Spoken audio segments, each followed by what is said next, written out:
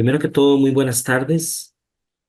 Les voy a presentar mi trabajo final de graduación titulado Tejido Político y Legitimación del Ejercicio del Poder en la Comunidad de Alto Pacuar en el territorio indígena Cabeca Chirripó entre el periodo 2000 al 2020.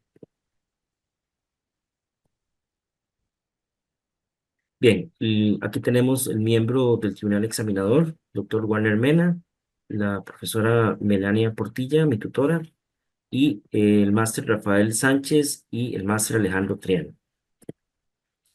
El contenido de mi trabajo básicamente son 6 puntos importantes: introducción, marco teórico, metodología, resultados, proyecto y conclusiones. Comenzando con la introducción, voy a hablar primeramente de los antecedentes.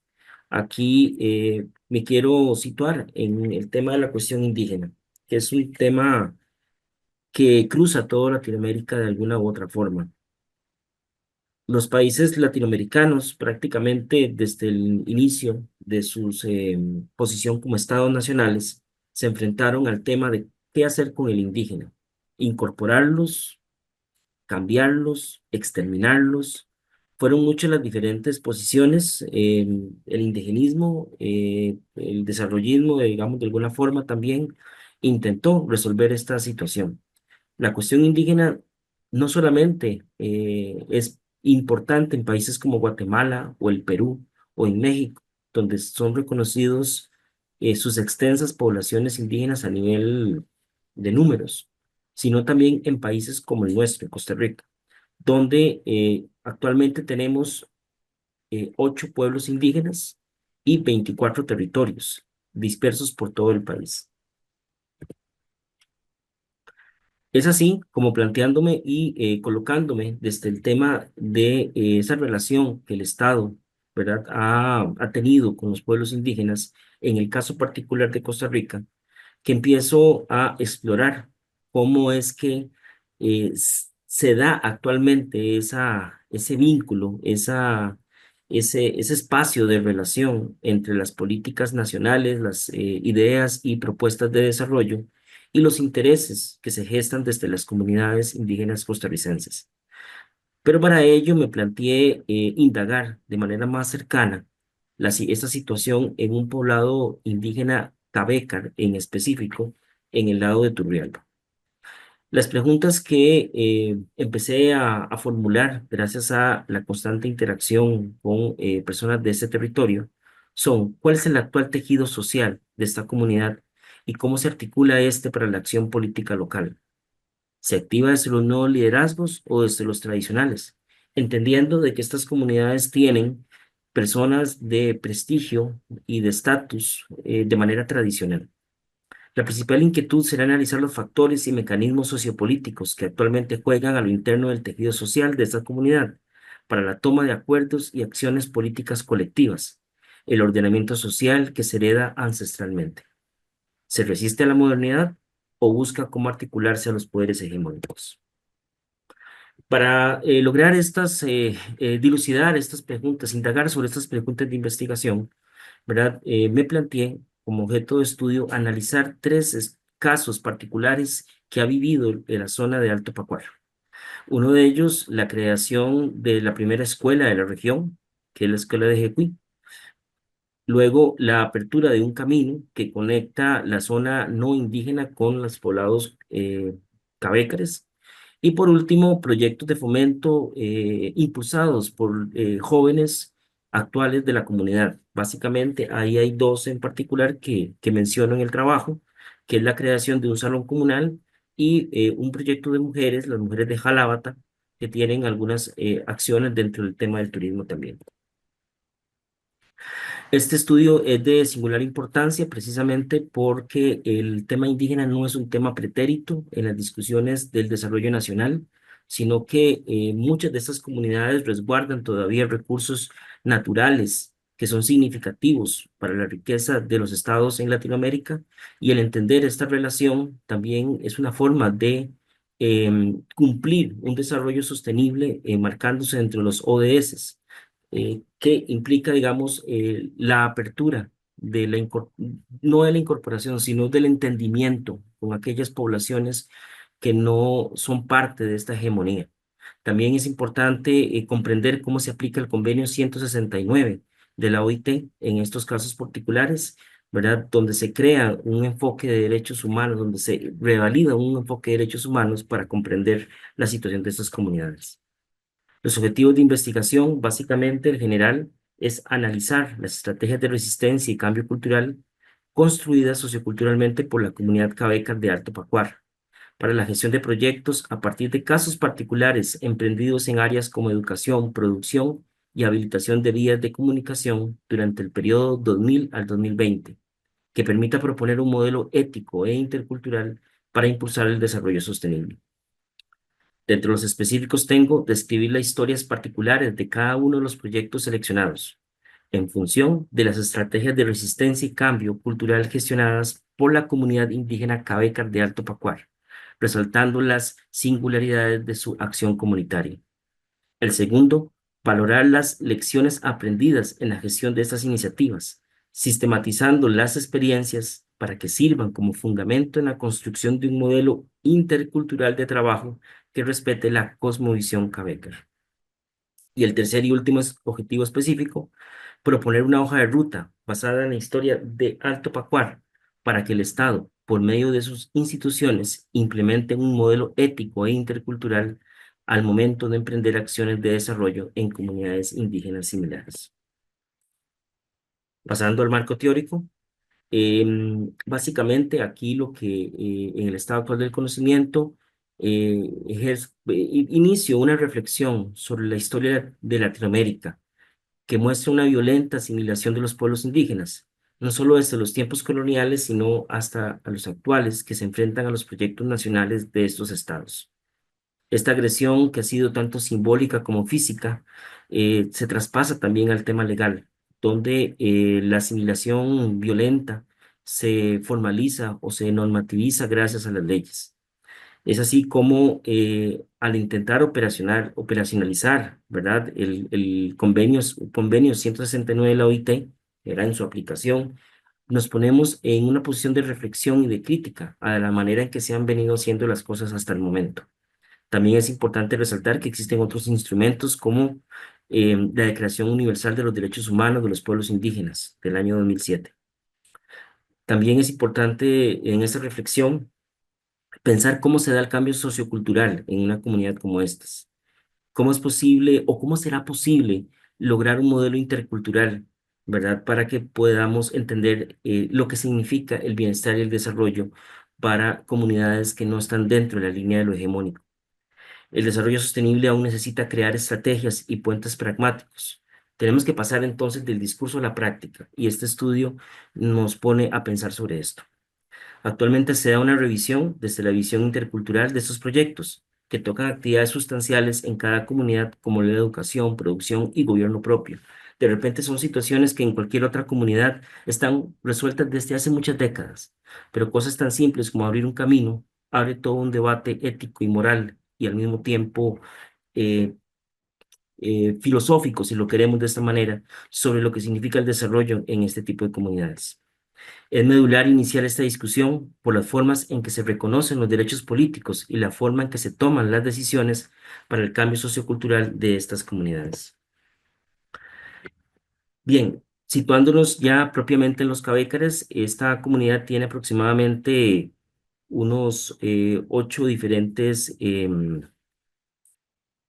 comunidades. Déjenme ver aquí si logro encontrar el puntero. ¿Verdad? En el país, ¿verdad? La gran mayoría de ellas están entre la región de Limón y Cartago, aunque también en la zona sur encontramos comunidades cabécares. El estudio se centra básicamente en lo que se conoce como Duchi, que es esta área de acá. ¿Verdad? Duchi se creó prácticamente desde la década de los 70, pero a mediados de los 80 se hizo una división donde una parte quedó cerca del lado de, bueno, se está en el lado de Siquirres y el Duchi Alto o Alto Chirripó del lado de Turrialba. Esta zona, en el último censo que tenemos con datos más fidedignos, da cerca de 6.000 habitantes. Y es importante destacar que también es parte de la justificación de este trabajo que el distrito de Chirripó dentro del IDS está en el último lugar a nivel nacional.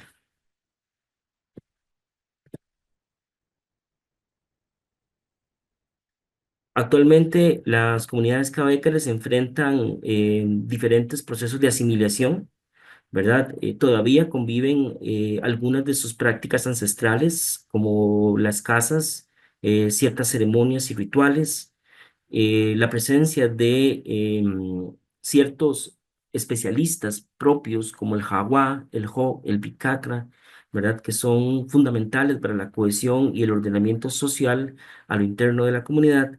Pero por otro lado, hay una penetración de los servicios del Estado, ¿verdad? Salud, educación, ¿verdad? Que en un principio no empataron muy bien con la dinámica interna de las comunidades, generándose enfrentamientos y procesos de asimilación cultural. Para mostrarles un poco el espacio de trabajo, esta fotografía aérea sacada de Google Earth, podemos observar, ¿verdad? Este que se ve aquí es el río Pacuare, aquí donde llevo el puntero, entonces el recorrido del río Pacuare. Exactamente desde este punto, abarcando toda esta área, todo esto es Alto Chirripó. Perdón, Alto Pacuar. Todo eso es Alto Pacuar. Turrialba está en esta dirección y por aquí ustedes pueden notar donde se marca el camino y en este punto que está por acá se ingresa desde Turrialba a toda la región de Alto Pacuar. Cuando vamos ingresando nos encontramos algo como esto. Este es el río Veré. Este río que está aquí, ¿lo ven? Este es el río Veré. Marca, digamos, el punto de separación dentro de la zona de influencia indígena de la no indígena. Los indígenas están del río Veré en esta dirección y los no indígenas están de este otro lado del río. Este que vemos acá es el camino que hablo en la investigación. Cuando llegamos a la parte alta de este camino, que estamos acá colocados, podemos ver las primeras comunidades, aparte de Veré, que es la parte, que es la zona baja, que yo menciono en la tesis. Está Jalábata, Yoldín, Jalari, Jecuí, que es donde está la primera escuela, Ñoñorillac, Sibaclé y otras más. Todo esto se extiende hasta Simari, que es prácticamente en dirección hacia el Cerro de la Muerte. Aquí vemos con mayor precisión estas comunidades. Este es el área de trabajo que yo tuve, ¿verdad? Lógicamente que, pues, y eso lo preciso en el documento de final de graduación, se trabaja en una porción de Alto Pacuar, que es precisamente de aquí, en esta dirección, donde está Yoldí, donde está Ñoribata, Jalabata, Jalari, Jacuzulú, Jecuí, Ñoñorillac, y aquí no se ve, pero aquí está Silpaplé, en esa zona de acá. Una visión ya más a pie, a lo interno de este paisaje. Esa es la zona de trabajo. Ahora, hablando un poco sobre los referentes teóricos que guiaron mi trabajo de investigación, tengo que mencionar que discuto en el documento temas como pueblo indígena, identidad étnica, procesos de cambio, enfoque de derechos humanos y participación. En el tema de cambio, me apoyo en un investigador mexicano, Guillermo Bonfil Batalla, el cual presenta una teoría que utilizo a lo largo del trabajo sobre los procesos de cambio sociocultural, de cómo las comunidades pueden resistir y eventualmente ser asimiladas por una cultura hegemónica, pero también, de otro modo, pueden más bien ellos absorber y volver dentro de su propia dinámica cambios técnicos y culturales que vengan de la área externa a su comunidad. Hablando ya de la metodología, los diferentes objetivos tenían diferentes categorías de análisis y técnicas de recolección para poder lograr esta indagación. Por ejemplo, en el objetivo número 1 tenemos la identificación de la necesidad, la gestión del diseño del proyecto, la conformación de la red de trabajo y aliados, la búsqueda de los recursos necesarios. Básicamente, las diferentes técnicas que se utilizaron fueron diálogos con informantes mediante entrevistas semiestructuradas, mediante diálogos informales en los caminos con las personas, eh, mucho apoyo de los informantes claves que son líderes locales, ¿verdad? En diferentes espacios de recuperación de información. El objetivo 2, hablamos básicamente ya cuando después del primer objetivo, que es documentar las experiencias que componen el trabajo, los estudios de caso. En el objetivo 2 vamos a valorar las lecciones aprendidas, ¿verdad? En la gestión de esas iniciativas. Para eso se hace una explicación desde la matriz cultural de las acciones emprendidas y la ejecución de esa iniciativa. Y por último, el objetivo específico 3, cuando hablamos de proponer una hoja de ruta basada en la historia de Alto Pacuar, en la historia reciente de Alto Pacuar, ¿verdad? Vamos a hacer una transversalidad de los componentes de la hoja de ruta con intereses institucionales y concordancia con los intereses locales, buscando ese espacio de encuentro entre estos dos mundos, ¿verdad? Siempre con acciones coherentes a una visión de interculturalidad. Algunas consideraciones metodológicas importantes, el área de estudio, como ya lo mostré en la fotografía aérea, aquí están nuevamente los nombres de los lugares. Alto Pacuar tiene una disposición espacial que no presenta una ubicación que se considere como centro. Los caminos son en su mayoría de barro, piedra e inclusive hay ausencia total de ellos. Y se aprovechan los cauces de los ríos cuando el caudal es bajo para transitar entre los diferentes puntos habitados. Este trabajo es un estudio de caso abordado bajo una metodología etnográfica. Se plantean como técnicas, como ya mencioné, la observación, las entrevistas semiestructuradas, ¿verdad? Se aprovecharon lugares como las escuelas para encontrar a los informantes y otras personas, ¿verdad? Además de los diferentes recorridos que se han hecho durante años en este lugar.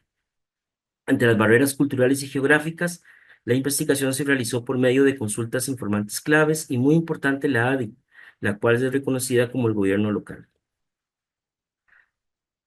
Bueno, entre las categorías para la recuperación y análisis de información, en cada uno de los estudios, de los casos estudiados, se buscó la identificación de la necesidad, la gestión del diseño del proyecto, la conformación de la red de trabajo y aliados, la explicación desde la matriz cultural de las acciones emprendidas, la búsqueda de los recursos necesarios, la ejecución de la iniciativa, la participación positiva o negativa de la comunidad y resultados y seguimiento de la iniciativa.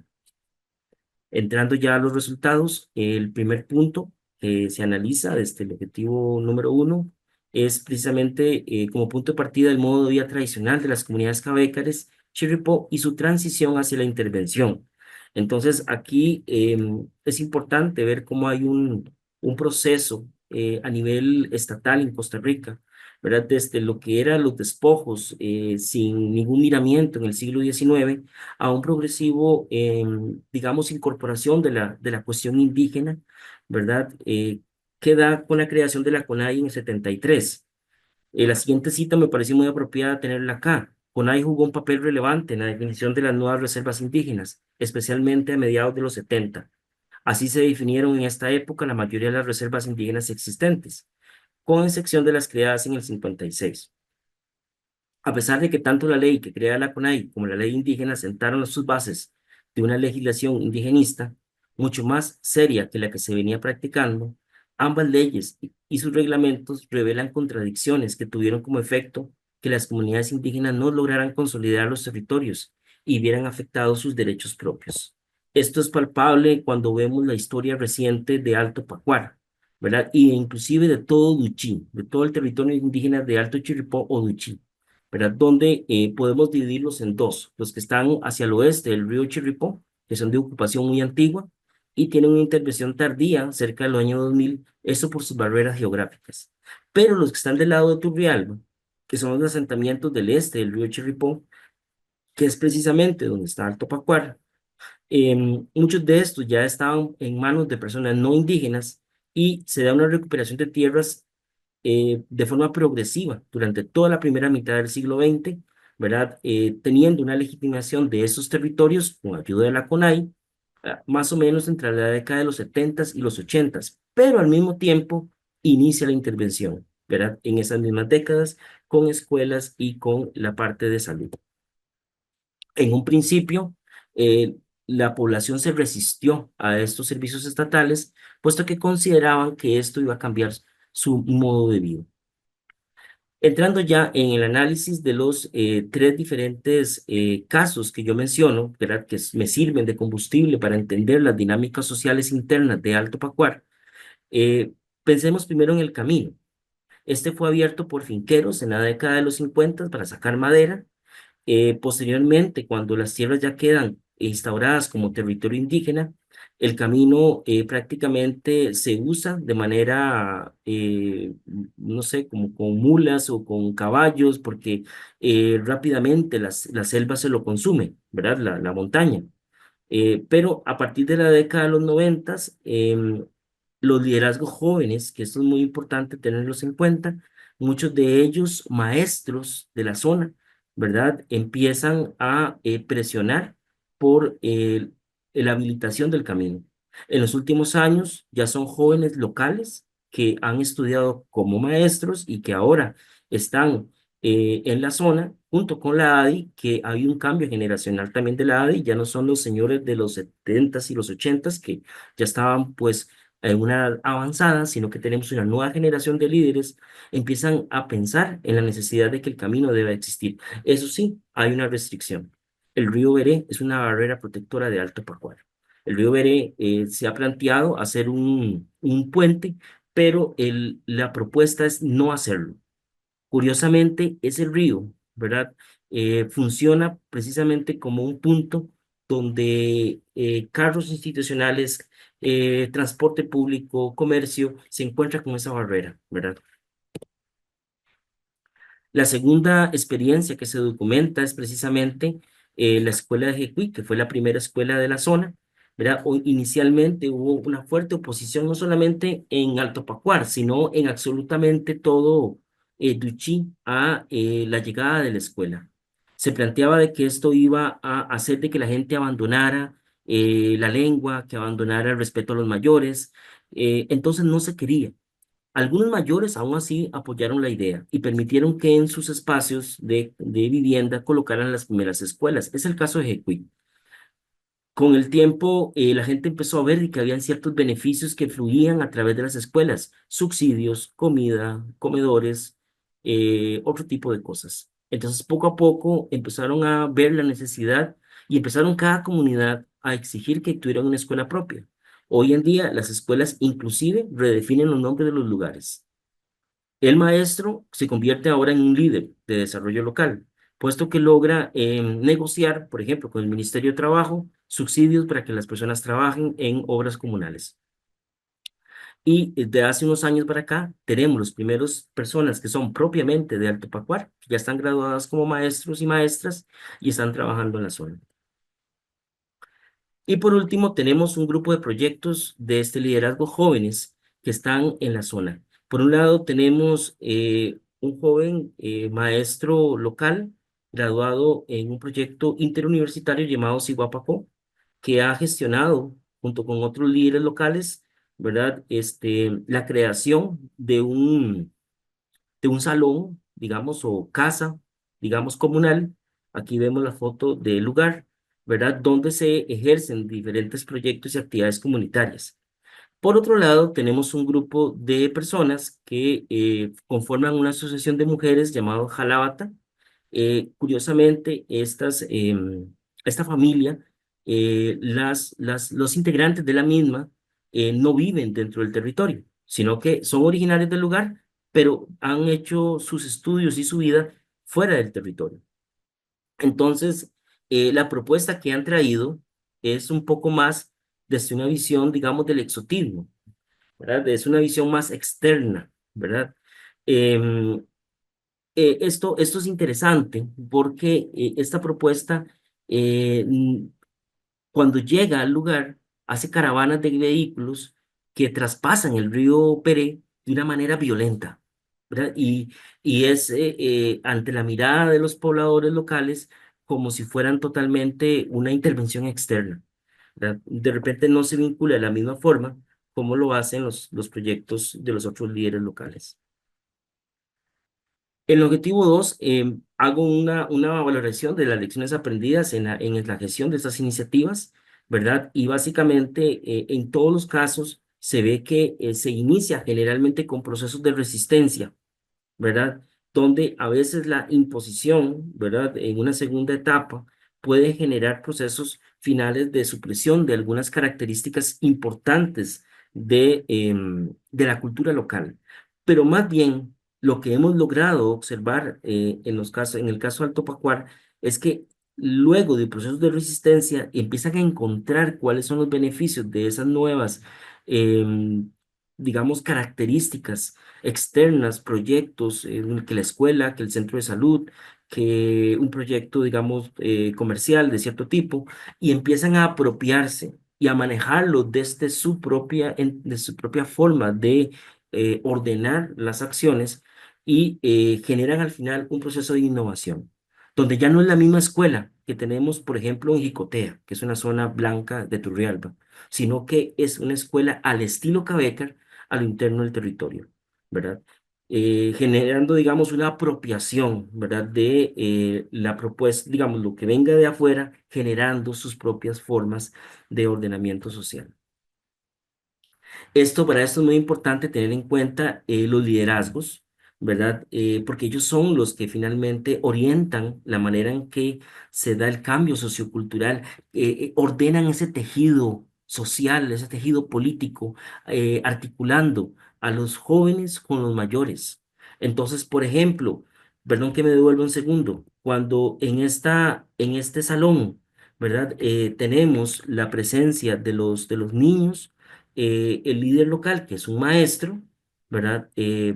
Organiza una actividad, pero invita a un mayor para que haga historias y juegos, digamos que sea como, o ceremonias como el baile del sorbón, ¿verdad? O el busiquele también, ¿verdad? Para que puedan bailar todos juntos bajo una forma, digamos, tradicional. De alguna manera se articula ese viejo liderazgo, ese liderazgo tradicional, conservador, se articula con esos nuevos liderazgos jóvenes, ¿verdad? Que muchos de ellos tienen estudios universitarios. Por otro lado, tenemos una serie de figuras también de poder que son gracias, digamos, a la presencia del Estado, como los ATAPs, como la ADI, pero al mismo tiempo también ellos buscan cómo alinearse con los liderazgos y las formas de visión tradicional y ponen como requisitos para que puedan ser parte de estos agrupaciones como la ADI o el CLEI, ¿verdad? Que tengan un conocimiento de de la cosmovisión. Precisamente en un taller con la ADI, ellos validaron y propusieron un modelo de trabajo que sería la base para el objetivo 3, que es la construcción de una ruta de trabajo, una hoja de ruta en la comunidad de Alto Pacuar. Digamos, espacio de conversación con los miembros de la ADI por medio de dibujos, conversaciones, tuvimos un día de trabajo, ¿verdad? Y la propuesta que generalmente ellos manejan es que cuando viene una organización externa o ámbito externo a plantear un proyecto, obligatoriamente debe pasar por la ADE, ¿verdad? Para ellos es fundamental. Por más bueno que sea, si no pasa por la ADI, no van a contar con el apoyo de parte de ellos. ¿Qué logra ellos tener el apoyo de la ADI? La ADI, al recibir el proyecto, lo primero que hace es evaluar si esta propuesta va a generar un impacto en el modo de vida, digámoslo así, en términos nuestros, en la matriz cultural de la comunidad. Si pasa el filtro de ellos, plantean entonces, mediante el diálogo, reuniones con la comunidad donde se va a trabajar y exponen la propuesta de proyecto y gracias, digamos, a este espacio de intercambio de opiniones, le dan a la persona una respuesta. Le dicen, bueno, sí, se va a hacer, pero se va a hacer de esta forma. Bueno, entonces plantean de ellos de repente cuál es la ruta a seguir. Lo que pasa es que generalmente los grupos que vienen a trabajar en la región, ¿verdad? No pasan por la ADI, sino que plantean directamente sus acciones sin pasar o consultar por esta instancia. Por lo cual, gracias a esta conversación con la ADI y sus talleres de trabajo con ellos y lo que pudimos observar del éxito de los proyectos anteriores, así como las partes donde realmente no funcionó, em, vemos algunos componentes de lo que podríamos llamarlos una hoja de ruta. Lo primero es que es importante, digamos, tener entendido quiénes son los actores claves en las comunidades indígenas actuales, dentro de los cuales, lógicamente, la ADI, el CLEI, son fundamentales. Es importante formular de forma participativa. Es mejor que llegar simplemente a proponer. El principio de la consulta y el diálogo es fundamental. La existencia de un mediador intercultural es necesario para poderse, digamos, confirmar una correcta, digamos, transmisión de la información que de otra forma llegar sin una persona que te pueda guiar, que te dé, que sea ese vínculo, ese canal con la comunidad. Todo proyecto debe contar con el apoyo de los mayores, porque es un aspecto moral que le da legitimidad al trabajo. El agente de desarrollo externo tiene que tener un papel discreto y es siempre importante evaluar acciones y experiencias para tener siempre una reformulación permanente. Finalmente, después de logrado la hoja de ruta, asociado a esto, ¿verdad? Se plantea un proyecto, ¿verdad? Para tratar de operacionalizar esta hoja de ruta en un ejemplo concreto.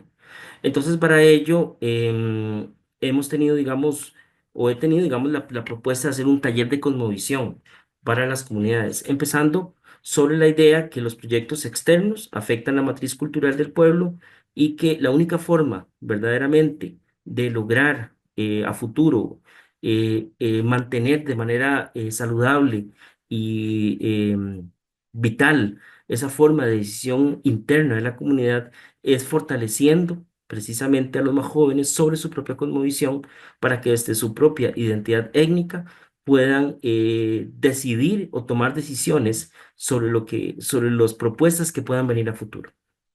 Es así que entonces se propone realizar un taller con niños, ¿verdad? Bajo la guía de un mayor, donde van a recuperar precisamente las formas en que los niños aprendían antes, cosas que, por ejemplo, la escuela ha afectado bastante. Entonces, en el objetivo de esta propuesta tenemos diseñar una estrategia de capacitación de cosmovisión sobre la cultura cabécar para niños y niñas, dirigido por un mayor de la comunidad, que sea también viable para recibir financiamiento de fuentes externas al territorio indígena. Es decir, la propuesta tiene que ir, por un lado, la propuesta del taller de cosmovisión, por un lado, tiene que cumplir la forma que se ordena y que se realiza un espacio de transmisión del conocimiento al interno de la comunidad, pero debe ser posible que podamos sistematizarla de tal forma que podamos encontrar el apoyo, por ejemplo, de una universidad, el apoyo de una institución o de un ente privado. Entonces, dentro de los objetivos específicos, documentar las características esenciales de la cosmovisión Cabecar desde la perspectiva de los mayores, con el propósito de enriquecer la formación de los niños y niñas de la comunidad. Segundo, elaborar una estructura curricular en conjunto con la persona mayor conocedora de la cultura, que incluya los contenidos fundamentales para la formación en cosmovisión de los niños y las niñas. Implementar las sesiones de trabajo para la dirección del mayor conocedor de la cultura, generando un registro de la experiencia que permita la evaluación y mejora de la propuesta.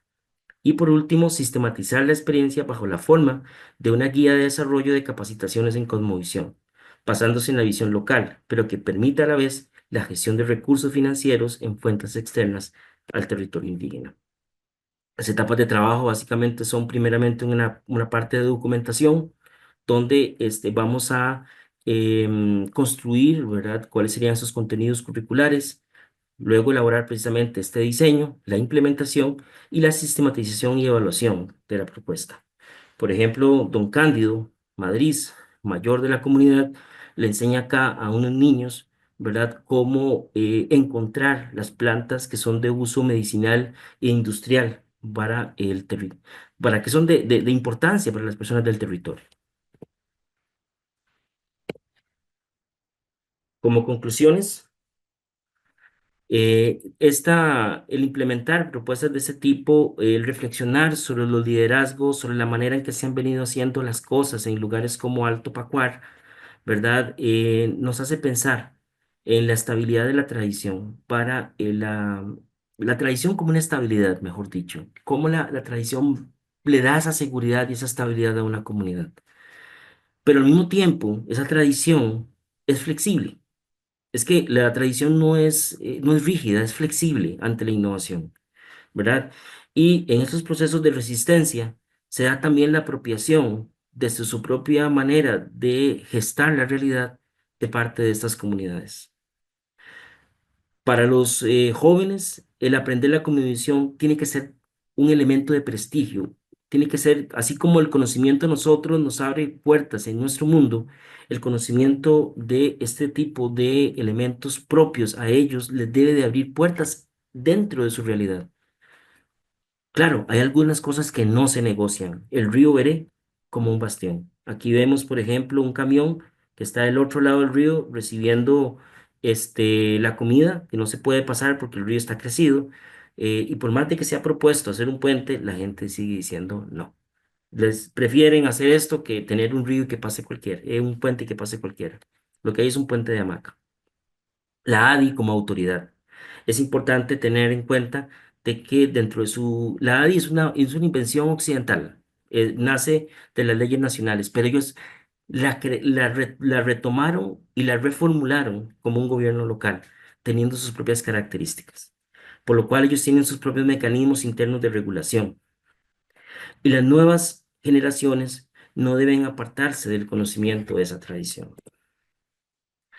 Es importante finalmente, como la maestría así lo valida, esta relación permanente con los ODS de todo lo que las propuestas que nosotros generamos y en este caso no es una excepción. El imponer esto nace esta reflexión, el imponer condiciones externas para el desarrollo de comunidades diversas a nivel cultural es una de las razones para el empobrecimiento y la pérdida de las capacidades de las localidades para procurarse un bienestar con características propias. Es necesario, por lo tal, el reflexionar sobre el reconocimiento y respeto del manejo político propio de una comunidad, como el caso de la Cabécar, que permita gestar modelos interculturales de acción de las instituciones nacionales, que garanticen a futuro servicios básicos apropiados y contextualizados. El objetivo 3 y 4 de las ODS, por ejemplo, así como también la continuidad en las formas de manejo de los ecosistemas que permiten el disfrute de la tierra de manera tradicional. Porque el quitar la tradición y la cosmovisión a estos pueblos, imponerles formas de trabajo y de producción, va a llevar también a la destrucción de los ecosistemas. Eso se ha visto mucho en la historia latinoamericana. Entonces, el mantener esta visión de mundo permite precisamente el disfrute de la tierra de manera tradicional y la garantía de cumplir el objetivo 2 y 15 de los ODS. Todo esto redunda finalmente en el bienestar integral de la comunidad. Objetivo 1, fin de la pobreza, y objetivo 10, reducción de las desigualdades. Finalmente, termino con las recomendaciones. Toda propuesta que conlleve impactos en la matriz cultural debe darse de la mano con la progresiva asimilación de los pobladores sobre estos nuevos elementos. No debe ser un proceso de imposición y de enajenación, sino de diálogo con los sectores comunitarios para que estos integren paulatinamente estas nuevas propuestas a la matriz cultural con la puesta en marcha de protocolos internos pertinentes y necesarios. La propuesta de proyectos entre entes externos y la comunidad indígena debe, en el mejor de los casos, construirse de manera conjunta, basándose en la consulta y el diálogo, en donde sea posible incorporar las demandas comunales como un norte de trabajo de las instituciones y no las agendas y las políticas centrales como nuevo norte impuesto en los territorios indígenas. Es necesario señalar que a futuro es necesaria y urgente la creación de espacios interculturales entre instituciones y representantes de las asociaciones de desarrollo y otros líderes locales. Por ejemplo, mesas de diálogo y de discusión sobre la problemática comunal. Estas mesas de diálogo no deben ser dirigidas por los representantes institucionales, sino que deben ser diseñadas y puestas en marcha por las mismas fuerzas comunales en donde se encuentran puntos de encuentro y planes de mejoramiento de las problemáticas locales. Finalmente, es necesario dar apoyo a propuestas similares al taller de cosmovisión, espacio en donde se pueda instruir a los más jóvenes en valores propios de la cultura y la cosmovisión local, pues son ellos quienes en el futuro, no muy lejano, deberán construir su idea de comunidad y diseñar las estrategias necesarias para alcanzar ese ideal que debe estar fuertemente arraigado en su identidad étnica. Bueno, muchísimas gracias por su atención.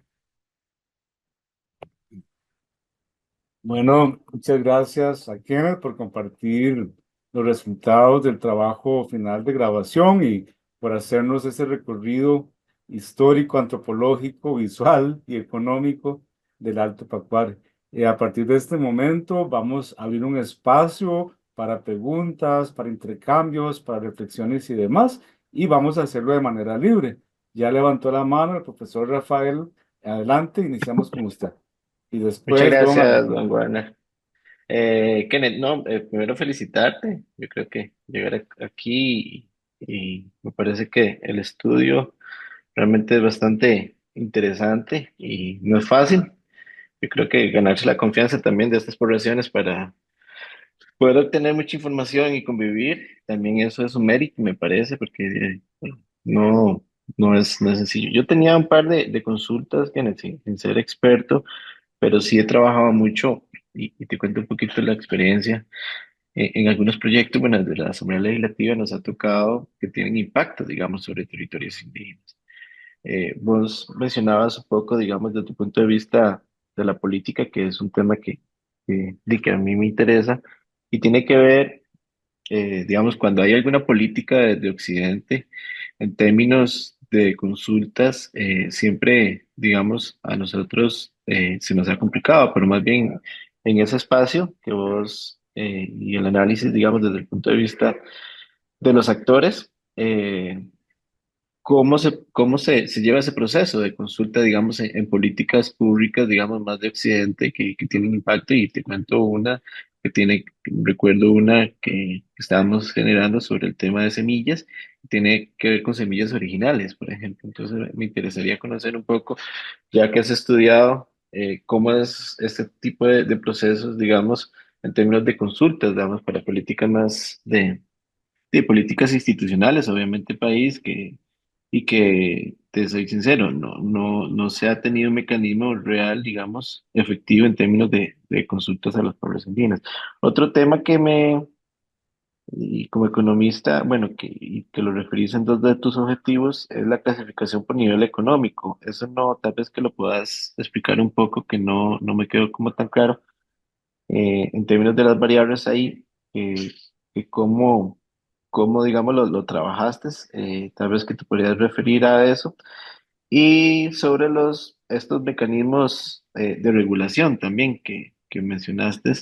Realmente la propuesta me parece muy interesante, digamos, en términos eh, que bastante innovadora y de lo que estás proponiendo que me llamó mucho la atención. Entonces eso como que podrías ampliar esos Ujú, dos temitas y el tema de la consulta para políticas más de Occidente, digamos, cómo ellos la visualizan y en términos de esa jerarquía de poder a ujú. través, por ejemplo, digamos, de la AI, que es como que funciona un consejo ahí más de gobierno local, para poder también entender nosotros de este lado. Muchas gracias al profesor Rafael por las preguntas. Adelante, don Kenneth, si gusta puede referirse en el mismo orden. Ok, entonces voy persona por cada... Sí, ok. Sí, Sí, inclusive si gusta ahora para las ujú, próximas intervenciones, más bien se puede hacer uno a uno para que sea más sencillo para usted. ok, muy bien. Adelante. Bueno, bien, son preguntas, profesor, bastante interesantes, ¿verdad? El tema de la consulta es algo que está adscrito, digamos, en los instrumentos internacionales, ¿verdad? Como la Declaración de Derechos Humanos de los Pueblos Indígenas. Y se han hecho diferentes mecanismos en diferentes lugares y todos son diferentes, ¿verdad? Porque no responden a una misma lógica cada comunidad, sino que la manera en que precisamente a lo interno de estos pueblos, porque si son los pueblos indígenas, ¿cierto? Cada pueblo tiene sus propias variables, su propio perfil, sus propias figuras de poder y también los efectos de siglos de dominación, ¿verdad? Entonces, son diferentes los intereses que pueden generarse y las maneras en que se da el liderazgo y las decisiones a lo interno de las comunidades. En el caso de los Cabecar, ¿verdad? Básicamente la consulta debe ser orquestada a través de la ADI, ¿verdad? Porque ese es el gobierno local reconocido, ¿verdad? La ADI a ver, hay un caso muy interesante. Por ejemplo, tenemos el caso de Térraba, ¿verdad? En Térraba, la ADI, ¿verdad? No tiene poder, digamos, moral en la población. Entonces la ADI es deslegitimada. La ADI apoyaba el PHDX, ¿verdad? Para darle un ejemplo, ¿verdad? Que es un proyecto, digamos, que tuvo una alta repercusión y que fue gracias al comisionado de las Naciones Unidas que se logró resolver a favor de la comunidad, ¿verdad? Y no se generó el proyecto, el ICE no lo hizo al final. Entonces, pero la ADI estaba a favor del proyecto, ¿verdad? Y eso conllevó, digamos, que a lo interno la gente no viera con los mismos ojos el valor, digamos, de autoridad de la ADI. En cambio, en Terraba existe un consejo de mayores, ¿verdad? Y este consejo de mayores, sí tiene un valor o digamos una autoridad moral más grande a la visión de los pobladores. Y lo que ellos dicen o lo que ellos terminan proponiendo es más vinculante a lo interno, ¿verdad? Entonces, cada comunidad tiene sus diferencias, ¿verdad? En el caso de Chirripó, la ADI no se desprende de la tradición. La ADI basa su autoridad moral en la consulta a los mayores. ¿Verdad? Y en el respetar lo que los mayores de alguna forma ordenan, porque la figura del mayor es la figura de la seguridad, de la estabilidad, del conocimiento, digamos, que proviene avalado por la práctica y por el tiempo, ¿verdad? Entonces, si yo fuera a hacer un proceso de consulta en Chirripó, lo primero que yo trataría de hacer sería, digamos, sean políticas institucionales, digamos, sea a nivel nacional, algo muy grande, o ya, digamos, un proyecto, un programa, ¿verdad? Que pueda hacer, digamos, la parte productiva, que eso generalmente puede contraer ciertos problemas, como el tema de la semilla, ¿verdad? Yo sí trataría de, primero, conversar con la ADI, pero antes de llegar a conversar con la ADI, tendría que llevar la información de una manera que sea fácil de digerir y de procesar por parte de la comunidad. Ahora, ellos en ese concepto de consulta previa, libre e informada, ¿verdad? Deberían entonces circular la información con la comunidad, ¿verdad? Y tomar decisiones, ¿verdad? Tratar de entender qué es lo que significa eso que nos están diciendo, ¿verdad? Y ellos tomarán sus propios, digamos, mecanismos de respuesta. Generalmente, por lo que yo he visto en Chirripó, em, siempre están muy abiertos, ¿verdad?, a nuevas propuestas. Pero como lo puse en la investigación, no te garantizo que lo van a hacer como usted quiere, lo van a hacer como ellos quieren, ¿verdad? Entonces, ese es el asunto con el pueblo cabecar. En la parte económica, bueno, yo lo menciono en diferentes partes, ¿verdad? Pero a lo interno de la comunidad, existen personajes como los tamí o los burú, ¿verdad? Ellos son las personas que tienen mayor, digamos, prestigio y mayor, digamos, la gente les presta como más atención. Eh, Esas personas, digamos, lo que generalmente les da ese poder es su poder económico, ¿verdad? Es el nivel económico que tienen, ¿verdad? Y ese nivel económico tiene que ver, por ejemplo, con tener tierras, con tener, digamos, por ejemplo, animales, ¿verdad? Digamos, de granja, ¿verdad? Tener cerdos, tener diferentes cosas de ese tipo, ¿verdad? Entonces, eso es, digamos, el tener poder económico. Ahora, generalmente las personas a lo interno del territorio, como el caso de las mujeres de Jalábata, que lo menciona en la tesis, bueno, en el trabajo final, perdón, digamos, las mujeres de Jalábata, la persona que impulsa este proyecto es una tamí, ¿verdad? Porque tiene ese prestigio económico para poder generar cambios al interno del territorio, ¿verdad? Y los mecanismos de regulación, ¿verdad? Básicamente, cuando yo los menciono ahora en la presentación, de hecho los volví a mencionar, los mecanismos de regulación tienen que ver precisamente con la manera en que se toman las decisiones, en ciertos puntos que son negociables e innegociables, por ejemplo, lo del río, ¿verdad? También, por ejemplo, existen bajo la cosmovisión ciertas cosas que se deben o no se deben de hacer, ¿verdad? Hay una hora para hablar de ciertas cosas, hay otras horas en que no se pueden hablar. Es decir, ese norte que les brinda la tradición los regula, les genera, digamos, espacios, digamos, donde hay cosas que se aceptan y no se aceptan, ¿verdad? Entonces, eso tiene que ver con eso.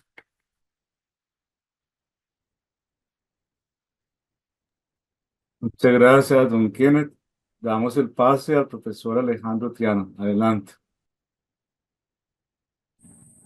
Bueno, muy buenas noches para todos y Bueno, todas. Muchas gracias, Kenneth, por la presentación. gusto. Yo voy a hacer un comentario y un par de preguntas. Lo primero es que parece un trabajo supremamente interesante eh, y un aporte importante en la aproximación a entender un poco las visiones de desarrollo que se construyen en la región y las distintas formas de comprender lo que es el desarrollo. Creo que el abordaje teórico y el planteamiento del problema son supremamente precisos, o sea, y apuntados a lo que planteaste en la presentación. Eh, y creo que aportan algo que se ha mantenido vigente, una discusión vigente en la región, no solamente con los indígenas, sino también con otros grupos poblacionales como los afrodescendientes. Y son dos cuestiones grandes, la cuestión del desarrollo y la cuestión de la nación, que es un poco ese concepto de Estado-nación. Ujú, Un poco en el proyecto de nación, como mencionaste al inicio, pues los indígenas, como que, ¿qué hacíamos con ellos? Fue como dijiste ujú, tú y coincido en eso. En algún momento se decía, pero ¿entran en el proyecto de nación o no entran o cómo entran? Y al juntarse con el proyecto de Estado también era la misma discusión. Entonces, ujú, cuando planteamos el concepto de Estado Nacional, al final como que nos la jugamos por principios europeos, en donde el concepto o el abordaje del indígena pues como que no tenía muy buena cabida.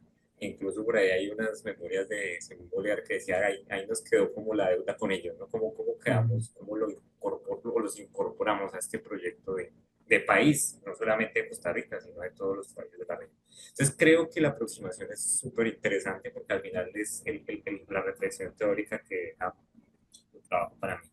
Pero junto con ese problema, creo que el planteamiento también es bastante interesante alrededor del tema de la resistencia, que para mí es un concepto también muy necesario.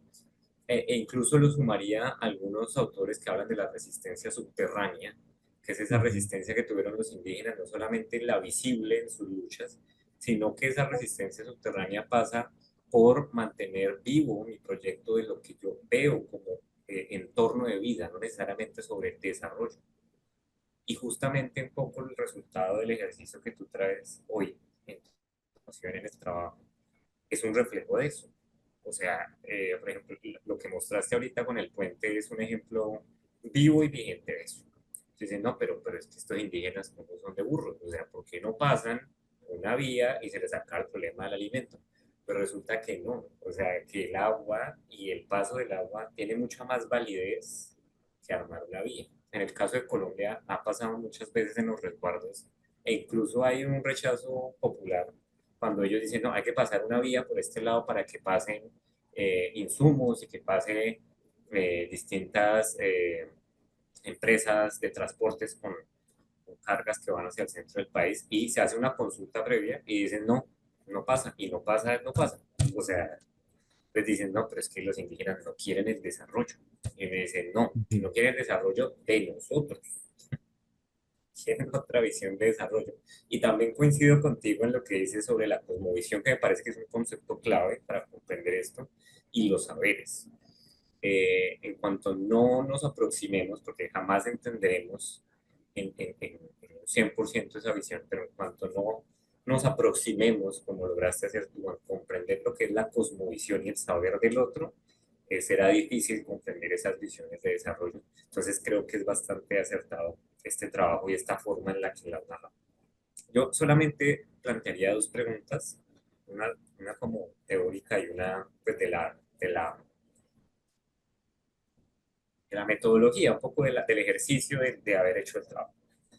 La pregunta teórica o un poquito conceptual sería, el título de tu trabajo es Tejido político y legitimación del ejercicio del poder. Eh, en las conclusiones uno ve un poquito esa relación con estos conceptos, pero me gustaría que si nos pudieras ampliar un poco la conclusión de estos conceptos con lo que hallaste, porque sí, yo lo puedo ver, pero me gustaría como escucharlo contigo al final cómo esto permite justamente generar ese tejido político y legitimar el ejercicio del poder. Y lo segundo es ya pues un poco sobre la práctica de tu trabajo y es si nos contaras como buenas prácticas y lecciones aprendidas en la relación con esta comunidad indígena. Porque lo que dice el profe Rafa es cierto, digamos, generar confianza, trabajar con ellos, tiene todo un engranaje que no es lo mismo con los campos, con los afro, por las mismas relaciones históricas. Entonces, conocer como qué te salió muy bien, cuál fue esa buena práctica y qué podrían otros estudiantes que quisieran aproximarse a ese estudio poder aprender, tener una lección aprendida. Sería eso. Ujú. Muy bien. Muchas gracias, profesor Alejandro. Bien, bueno, empezando por la primera, bueno, primero que todo, muchas gracias por el comentario. De verdad que agradezco sus palabras. Sobre la parte del tejido político y la legitimación del poder, ok, eso fue algo que fue surgiendo conforme fui iniciando la construcción de la propuesta. Porque, vamos a ver, cuando uno ve un líder comunal en Chiripó, que llega y habla y dice, es que eso es así, así, así. Eso uno pensaría de que es de una persona que tomó una decisión en el momento y que lo expresó en ese momento porque era su pensar y punto.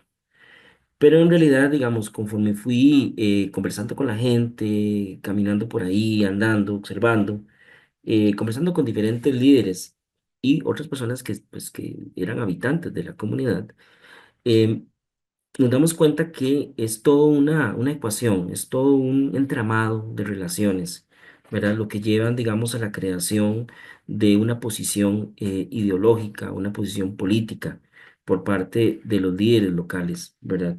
Es decir, hay una consideración desde la señora más mayor, ¿verdad? Que tiene muchísimo respeto en esta comunidad. ¿Verdad? De la manera en que ella piensa, en que ella propone cómo se deberían hacer ciertas cosas y cómo eso se va, como si fuera un sistema que fluye de un lado a otro, ¿verdad? Entonces, las decisiones políticas que se toman son consecuentes con el pensar de todo un ecosistema de saberes y de pensares a lo interno de la comunidad, donde es algo orgánico, por eso es que le llamo tejido porque la política es una acción orgánica de los seres humanos, es decir, los seres humanos somos, como decía Aristóteles, somos animales políticos, ¿verdad? Es decir, no podemos sacarnos la política de nuestras acciones, porque es la forma en que tomamos decisiones para vincularnos también con otros y crear cosas en el entorno en el que hoy vivimos, ¿verdad? Entonces, em, esa toma de decisiones, esa visión de cómo se tienen que hacer las cosas, se conecta, ¿no? Esa persona se conecta con su entorno, pero también se conecta con un pasado, con una cosmovisión que le da y le rige ciertos nortes, ¿verdad? Entonces, por eso considero que en esa visión orgánica del poder, de la política, es posible entender que una comunidad como Alto Pacuar y que hay muchas otras en Chirripó, eh, cuando plantean cierto tipo de acciones o de posiciones contra proyectos o a favor de ciertas iniciativas, no son cosas antojadizas de un líder, sino que es el resultado de una especie de consideración colectiva, ¿verdad? Que se vincula de manera, digamos, estrecha, ¿verdad? Desde los niños, desde las personas mayores que tienen tanta importancia a las personas que finalmente llegan y se paran enfrente del técnico del Estado y les dicen, no, es que tal cosa, o sí tal cosa, ¿verdad? Ahora, precisamente es ese tejido que acuerpa, ¿verdad? Las decisiones y de esa manera también se ejerce el poder, ¿verdad? Porque si yo, por ejemplo, quiero construir la casa esta cónica que se veía, esta casa de materiales orgánicos que se ve ahí, que es el salón comunal, cualquier otro le hubiera dicho el rancho del pueblo, pero para mí no es ningún rancho, para mí es la casa del comunal de la comunidad. Entonces, esta casa, ¿verdad? Cuando la construyeron, no tenían dinero. Entonces, como yo lo hablo en el trabajo final, empezaron a hacer actividades, pero y si no viene la señora y cocina, y si no viene el señor y cuenta las historias y hace la ceremonia del baile, y vienen los jóvenes y juegan el partido de fútbol y entre todos comen y van ahí, no se logra, ¿verdad? Y el poder lograr eso, el poder mover eso, es poder, ¿verdad? Entonces, esa es una legitimación del poder gracias a ese tejido político que acuerpa, digamos, esas decisiones, de los cuales todos de alguna forma están de acuerdo, ¿verdad? Y al mismo tiempo se pueden enfrentar también a otros que vengan con otras decisiones que no les parece, ¿verdad? Bien, bueno, esa es mi respuesta a la primera pregunta, ¿verdad? Lo segundo, sobre las lecciones aprendidas, bueno, eso es una reflexión muy que no he hecho realmente, pero me pongo a tratar de como de pensar un poco qué cosas pude haber hecho bien y qué cosas pude haber hecho mal, ¿verdad? Entonces, recuerdo que hay veces que la gente de la comunidad le choca un poco cuando el carro entra violentamente sobre el río y sube, ¡bam! Barrea, ¡pum! ¿Verdad? Este, pues ya están acostumbrados, ¿verdad? Y así llegan, digamos, los técnicos del Poder Judicial, ¿verdad? A ejercer, digamos, a hacer los trámites, y llegan los de la caja, y llegan todos los técnicos del Estado. Pero ellos llegan con la mirada baja a hacer la fila, a hacer el trámite, ¿verdad? Pero resulta que ya yo como no tenía ese acceso, digamos, yo llegaba, digamos, en un carrito pequeño que me llevaba y quedaba en el río y ahí pasaba caminando el puente de hamaca y me iba hablando con alguien para arriba. Oiga, y esa subida yo le digo, esa subida es fuerte. Entonces cuando yo me veía caminando y yo iba a la par de ellos y me decían, ah, usted camina, le digo, ahí voy, le voy poniendo, pero le decía yo cosa pelón le hace, yo cosa pelón le hace, entonces se reían y entonces ahí íbamos vacilando y conversando y hablando de temas y así siempre. ¿Verdad? Entonces, en ese permanente, digamos, juego, por decirle de alguna forma juego, ¿verdad? A ver, es importante, digamos, entender el tema del silencio, ¿verdad? Pero también el tema de poder, digamos, hacer las cosas que ellos están acostumbrados a hacer. Cuando vos llegás hablando fuerte en el carro y entrando, ¿verdad? Violentas algo, ¿verdad? Pero a veces simplemente el irse caminando callado o vacilando con alguien a la par, hablando ahí quedito y simplemente caminando, ¿verdad? Y preguntando cuando se es debido, ¿verdad? Esas cosas lo valoran. El hecho de comer lo que ellos te sirven, el hecho de jugar el partido de fútbol con los niños, ¿verdad?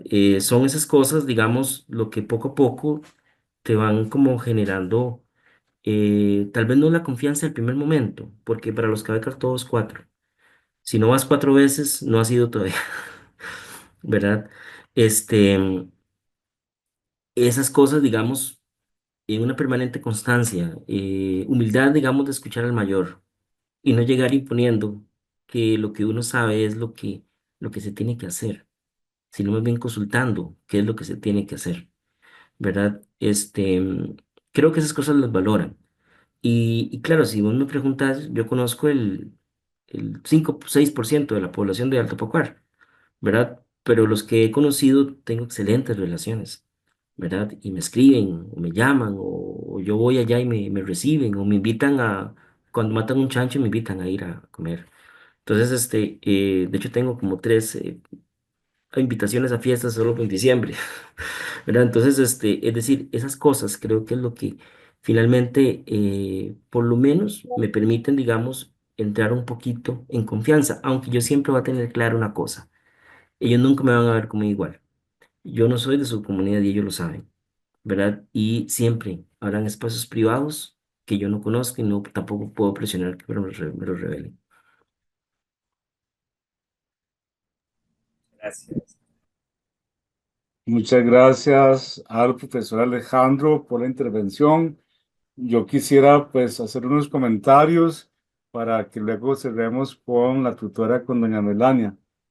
Por mi parte, Kenneth, decirte que si bien es cierto, disfruté la lectura de su documento, es una investigación compleja, no solamente por lo amplio en cuanto a espectro, sino por la profundidad de los temas que usted de manera directa e indirecta trae a discusión. Utilizando las palabras del profesor Alejandro Triana, usted nos trae una reflexión acerca de qué entendemos por desarrollo y cuáles son los tipos de desarrollo y hacia qué tipos de desarrollo van las comunidades.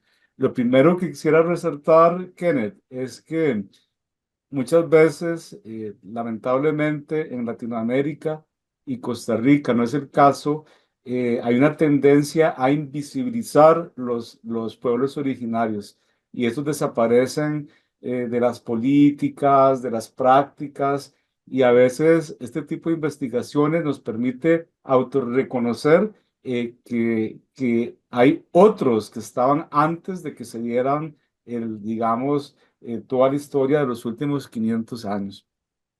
Yo tengo algunas preguntas concretas, son como tres, y acá te las voy a ir comentando. La primera tiene que ver con el tema del alcance temporal de la investigación.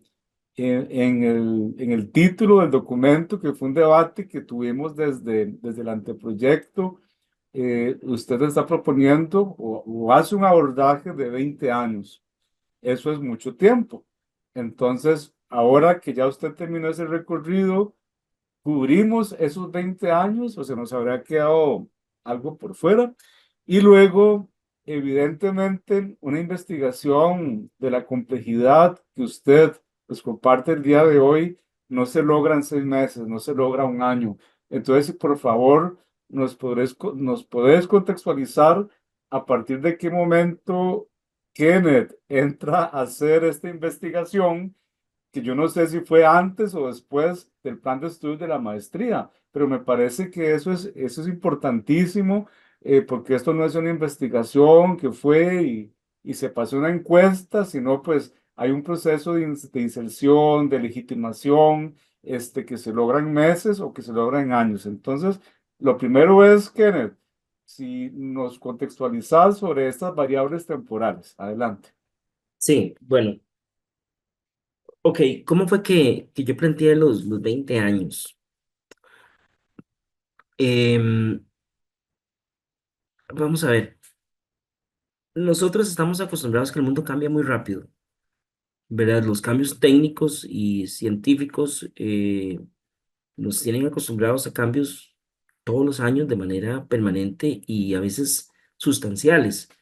Por ejemplo, dejo de ir a un lugar y regreso 2 años después y hay cambios importantes en el paisaje urbano, no sé, o el paisaje, digamos, de la comunidad o la localidad X.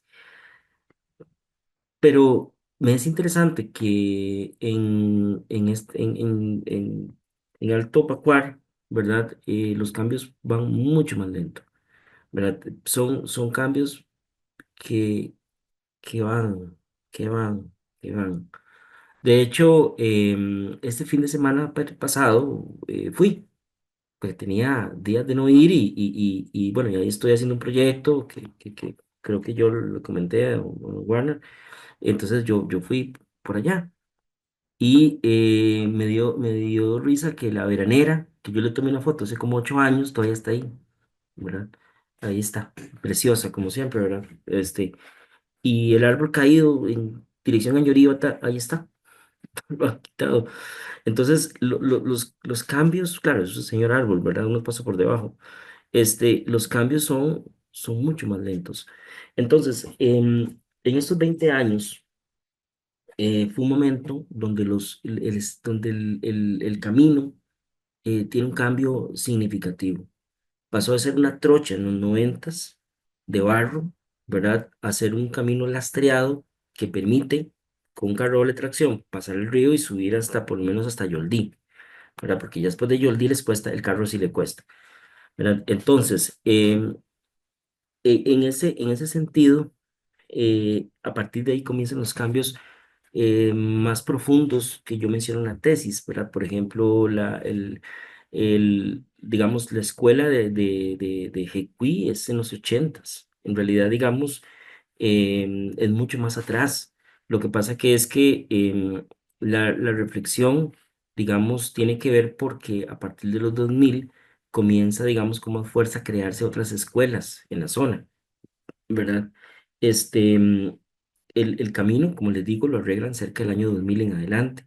Y ha habido periodos en que lo dejan botado, nuevamente la montaña se lo empieza a comer y luego lo vuelven a arreglar, ¿verdad? La propuesta de hacer el salón comunal duró varios años y se terminó de hacer un poquito antes del 2020, ¿verdad?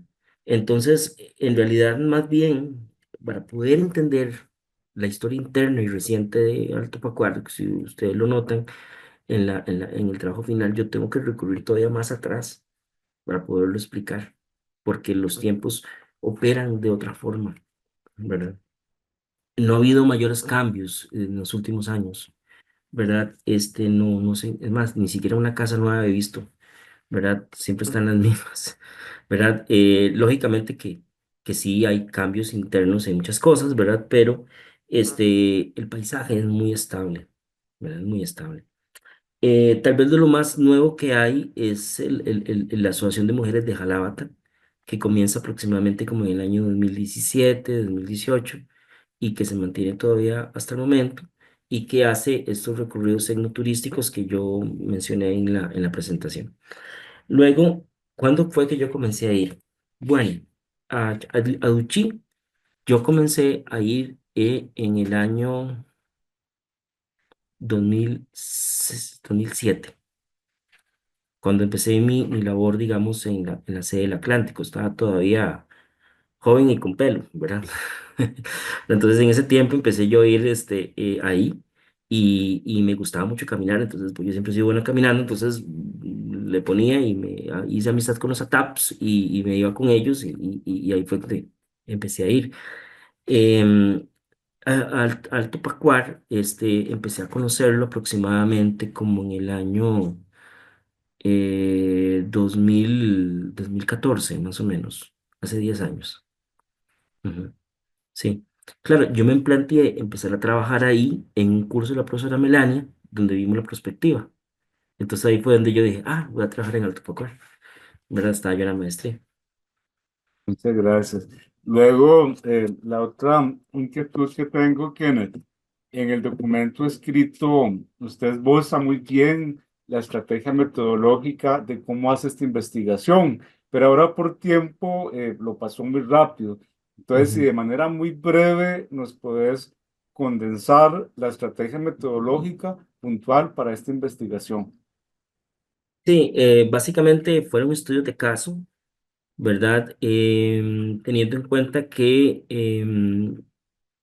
al hacer metodología cualitativa, uno no busca una moda, ¿verdad?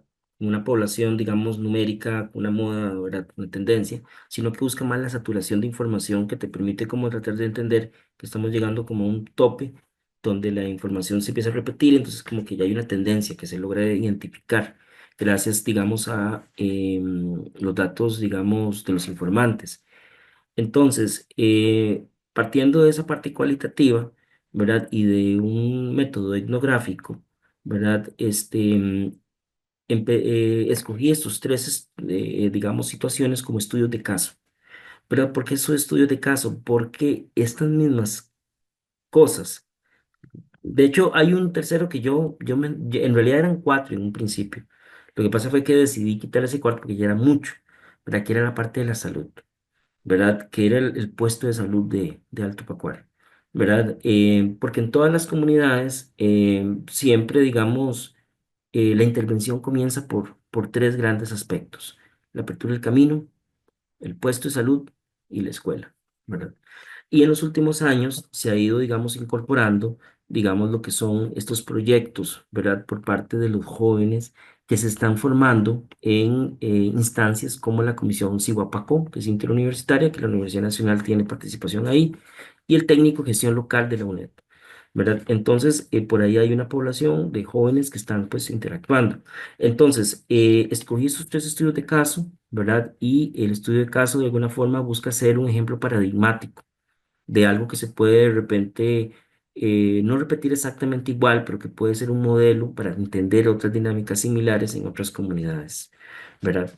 Entonces, la metodología, como te digo, es etnográfica, entonces me valgo mucho de, de la conversación y la observación directa. No es una observación no participante. ¿Por qué? Porque solo el hecho de que yo llegue ahí ya transformo lo que la gente pueda estar pensando o haciendo. Entonces, de alguna forma estoy participando en su entorno. Entonces, termina siendo una observación participante del tiempo, ¿verdad?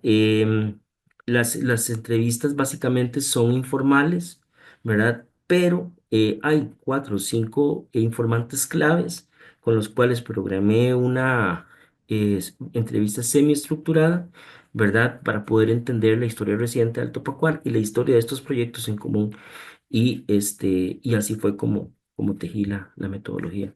Luego, con la ADI, ¿verdad? Que ahí sí fue un taller formal, estructurado, ¿verdad? Un grupo donde trabajamos en base a tres preguntas, ¿verdad? Hicimos una dinámica de un día entero de trabajo, ¿verdad?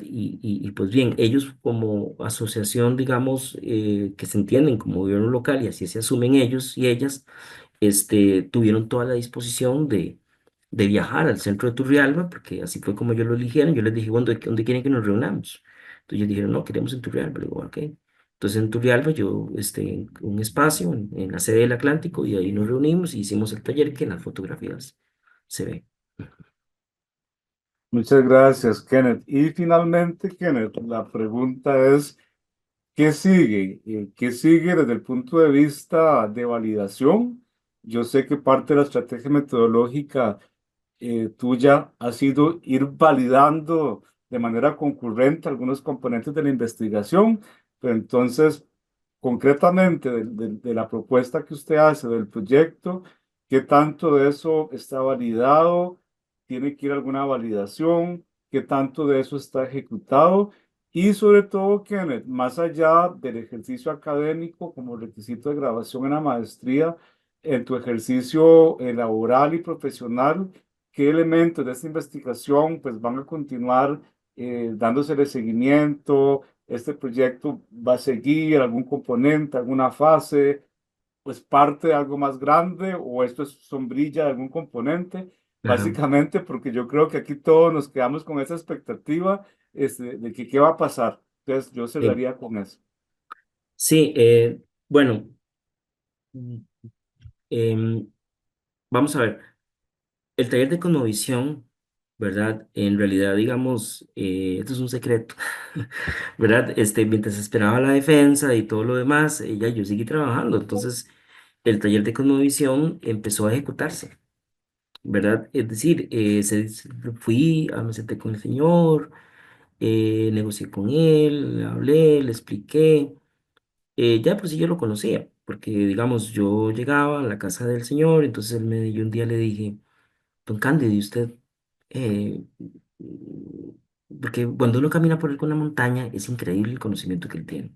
Entonces yo le dije, don Cándido, ¿y usted por qué no le enseña a los niños eso que usted sabe? Me dice, sí, claro, yo le enseño, me dice. A veces llegan ahí y yo les enseño.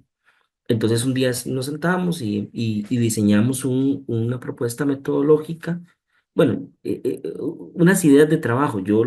Esa parte, es decir, él lo maneja a su manera. Yo eso lo voy registrando en un papel para luego buscar el financiamiento por aparte. Entonces, digamos, em, eso lo hice junto con una compañera de la UNED, ¿verdad?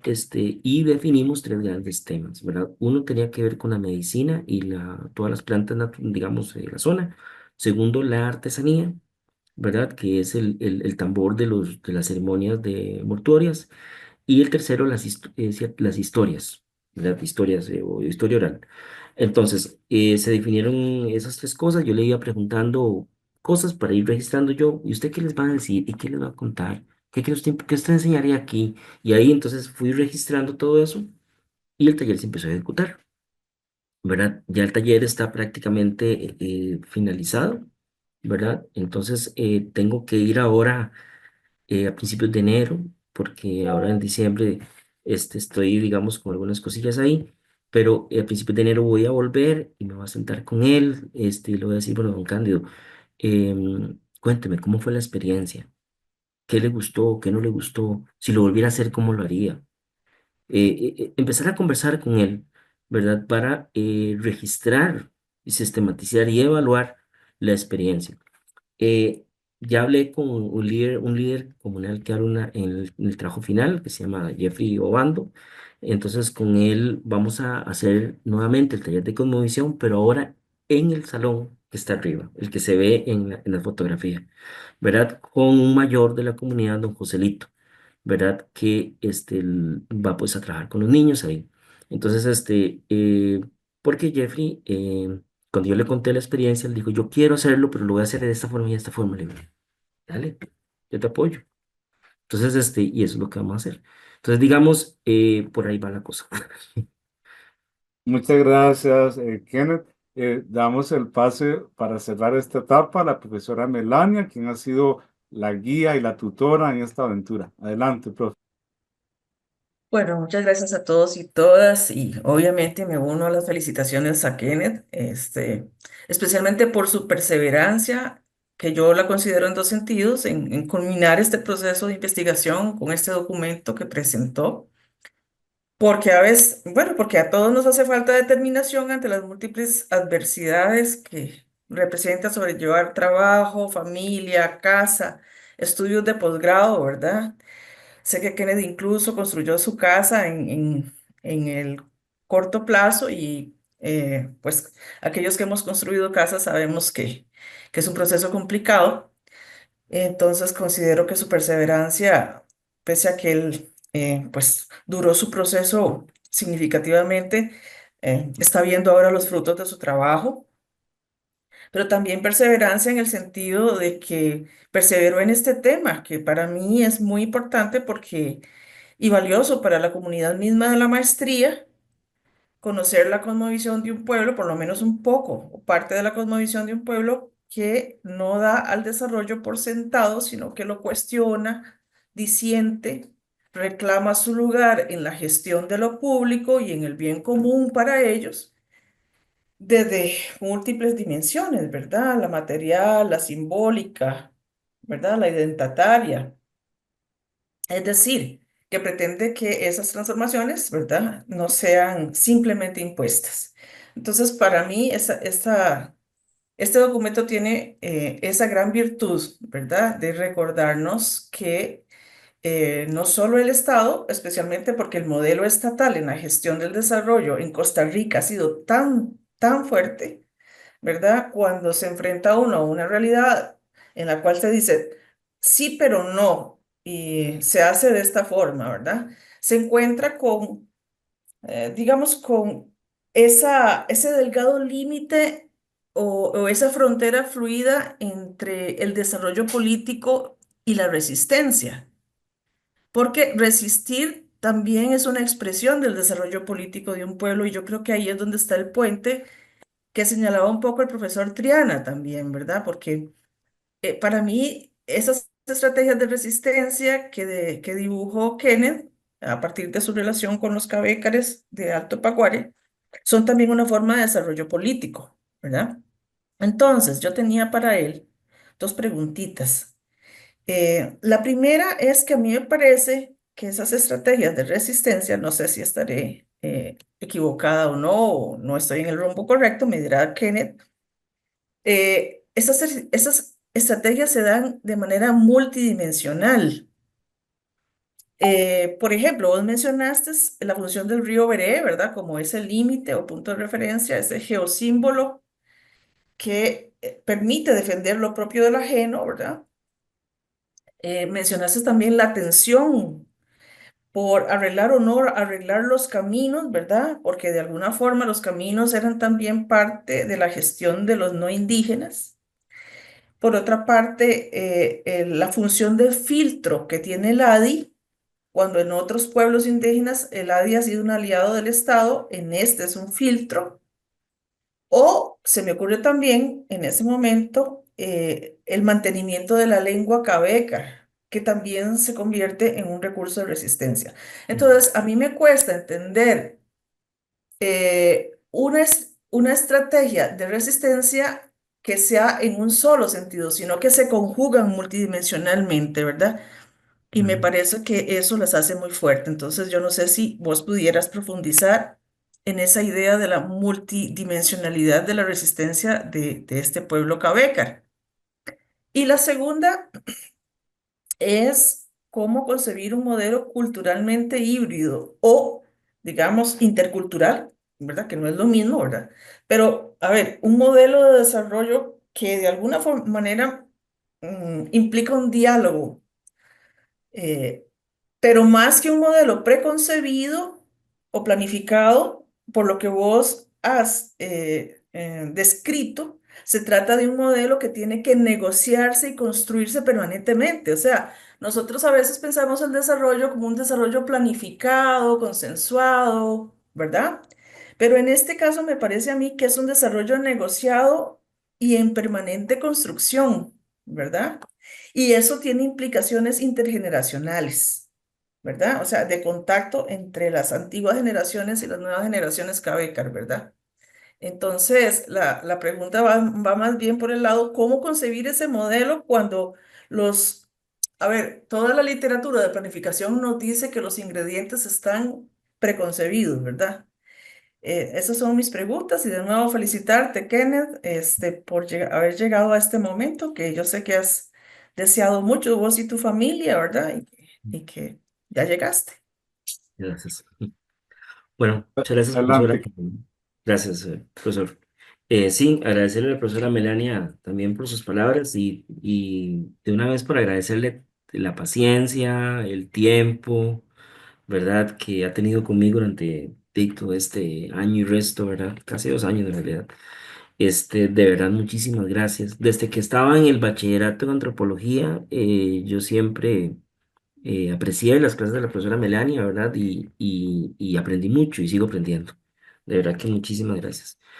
Bien, refiriéndome a los dos, las dos preguntas, ¿verdad? Que son como preguntas y comentarios al mismo tiempo, pero lo veo también como, más bien, como que más bien me está enseñando nuevamente, ¿verdad? Cómo redimensionar muchos de estos datos, ¿verdad?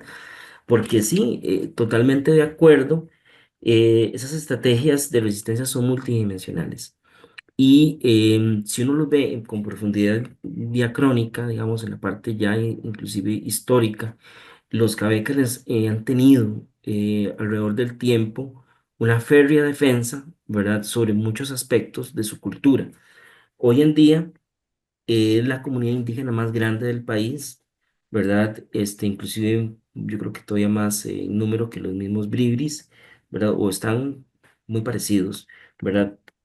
Pero el mantenimiento de la lengua es del 80% a nivel nacional del pueblo cabecar.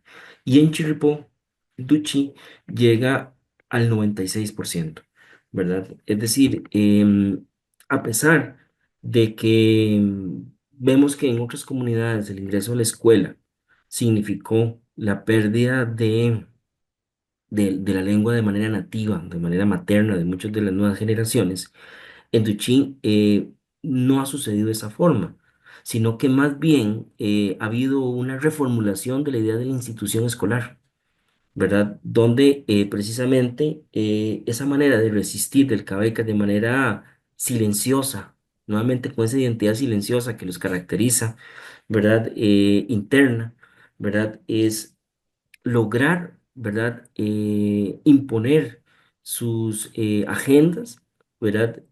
A pesar, digamos, de las presiones externas, ¿verdad? Es decir, yo digo, bueno, yo necesito eso, pero para tomar eso yo no voy a negociar mi identidad, sino que abiertamente busco la manera de acceder a estos recursos económicos, sociales, materiales que yo necesito, ¿verdad? Sin perder, digamos, por otro lado, la manera en que lo haría mi abuelo, ¿verdad? Entonces, eso es muy interesante en relación al pueblo cabecar, ¿verdad?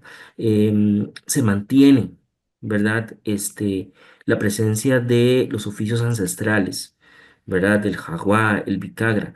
Ahora, hay una constante crítica interna también, ¿verdad? Que eso es algo que es muy interesante porque ellos tienen una visión, o por lo menos con los que yo he hablado, porque no puedo generalizar tampoco, pero con los que yo he hablado tienen una visión donde las cosas tienen que mantenerse bajo cierta línea, ¿verdad? Entonces, yo les digo, bueno, el bicagra, ¿verdad? Según la tradición, el bicagra empieza a formarse desde que tiene 5 años, ¿verdad? Y llega hasta la edad adulta, 25, 30 años más o menos, y termina de formarse. ¿Por qué tanto? Porque el bicagra, que es un maestro de ceremonias, digamos, hay diferentes rituales que tienen que ver con la persona cuando muere. Entonces, por ejemplo, que la persona murió porque le cayó un árbol, o murió porque lo picó una serpiente, o murió porque se lo llevó el río, o murió en manos de un cuchillo, yo qué sé.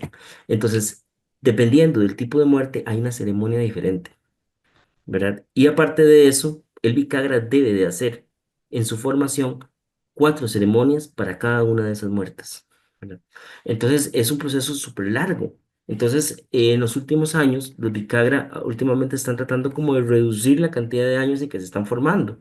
Entonces, algunos dicen, no, es que no puede suceder eso, porque vamos a perder el conocimiento que es propio del ejercicio del oficio de esa persona.